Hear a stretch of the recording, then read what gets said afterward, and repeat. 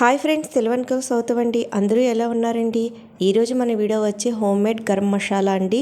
ఇది ఇంట్లో తయారు చేసుకోవడం వల్ల ఆరోగ్యానికి కూడా మంచిదండి. బయట ప్యాకెట్ రూపంలో దొరికే తెచ్చుకొని వాడడం వల్ల హెల్త్కి కూడా అంత మంచిది కాదు. ప్రిజర్వేటివ్స్ అని అలాంటివన్నీ మనకి నిల్వ ఉండడానికి వేస్తూ ఉంటారు కదండి.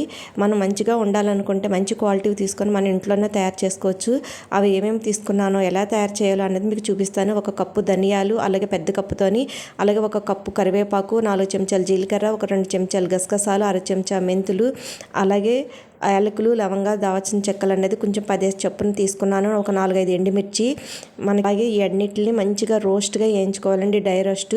ధనియాలు అనేది మంచిగా మనం అన్నీ చూసుకొని కాళ్ళు కానీ రేళ్ళు కానీ ఏమైనా ఉన్నాయేమో మంచిగా శుభ్రం చేసుకున్న తర్వాత ఇవన్నీ ఇలా వేయించుకోవాలండి. మీడియం మంట పెట్టి వేయించుకుంటేనే గింజ లోపల వరకు వేగి మనకి పొడి అనేది మంచిగా అవుతుందండి. ఇలాగ నేను మెంతులు, జీలకర్ర కూడా వేసేసుకున్నానండి.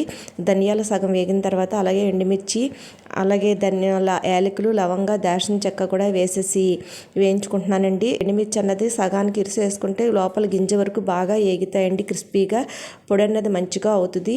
అలాగే కరివేపాకు కూడా వేసుకొని క్రిస్పీగా అయ్యే వరకు వేయించుకోవాలి. ఈ కరివేపాకు అనేది గరం మసాలాలు వేసుకోవడం వల్ల మంచి కూరలకి మంచి ఫ్లేవర్ వస్తుంది. ఎందుకంటే మనకి ఇంట్లో ఒక్కోసారి కరివేపాకు లేకపోయినా ఈ మసాలాలో కరివేపాకు ఉండడం వల్ల మంచి రుచికరంగా ఫ్లేవర్గా ఉంటుందండి. అలాగే బాగా వేగిన తర్వాత గసగసాలు అనేది లాస్ట్ని వేసుకోవాలండి, ఎందుకంటే అవి త్వరగా వేగిపోతాయి కదా. ఇది చూసారు కదా, ఇలా కొంచెం క్వాలిటీలో చేసుకుంటే మనకి ఎక్కువ రోజులు నిల్వ ఉండదు. మంచి స్మెల్తో మంచిగా ఉంటాయండి. ఎప్పటికప్పుడు మనం ఇలా కొంచెంగా చేసి పెట్టుకోవచ్చు. ఈ అన్నిటిని ఒక పల్లెలో వేసుకొని బాగా చల్లారి పెట్టుకోవాలండి, ఎందుకంటే అదే మూకుల్లో ఉంచితే వేడికి ఇంకా ఎక్కువగా వేగిపోతాయి. చూసారు కదండి, ఇట్లా బాగా చల్లారిన తర్వాతే మనం మిక్సీలో వేసుకొని పౌడర్ చేసుకోవాలండి. ఎన్నిట్లు ఎంత మంచి కలర్ఫుల్గా ఏగాయో చూసారు కదా. కరివేపాకు కూడా క్రిస్పీగా అవుతుంది చూసారా. ఎండుమిర్చి అన్నీను అలా అవితేనే మనకి పౌడర్ అన్నది మంచిగా వస్తుందండి. ఇప్పుడు నేను కొంచెం మిరియాలు అయితే అప్పుడు వేయించుకునేటప్పుడు మర్చిపోయానండి, ఇవి పచ్చిగానే ఇందులో వేసేస్తున్నాను.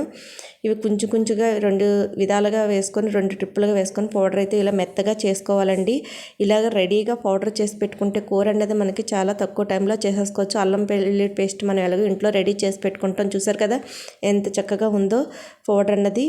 ఇలా రెడీ చేసి పెట్టుకోవడం వల్ల మనకి కూరలు అనేది చక్కగా మనకి త్వరగా తీసేసుకోవచ్చండి, లంచ్ బాక్స్ టైంలో. అలాంటప్పుడు చూసారు కదండి, ఈ వీడియో అయితే అందరికీ నచ్చుద్ది అనుకుంటున్నాను. అందరూ నచ్చితే ఒక లైక్ చేయండి. మీరు లైక్ చేయడం వల్ల వీడియో అయితే ఎక్కువ మందికి రీచ్ అవుద్దండి. అలాగే నాకు ఛానల్ని ఇప్పటివరకు చూసి ఎవరైనా సబ్స్క్రైబ్ చేసుకోకపోతే కొత్తగా చూస్తున్న వాళ్ళైతే సబ్స్క్రైబ్ చేసుకొని బెల్ ఐకాన్ యాక్టివేట్ చేసుకుంటే ఆల్ అనే ఆప్షన్ వస్తుంది. దాన్ని క్లిక్ చేస్తే మీరు ఏ వీడియో పెట్టినా నోటిఫికేషన్ వస్తుందండి.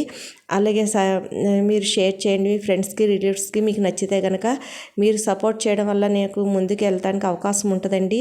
నా ఛానల్కి మీరు అందరూ సపోర్ట్ చేసి షేర్ చేసి సబ్స్క్రైబ్ చేస్తారని ఆశిస్తున్నాను. ఇలాంటి మంచి వీడియోస్ తీసుకొస్తాను. Thank you for watching.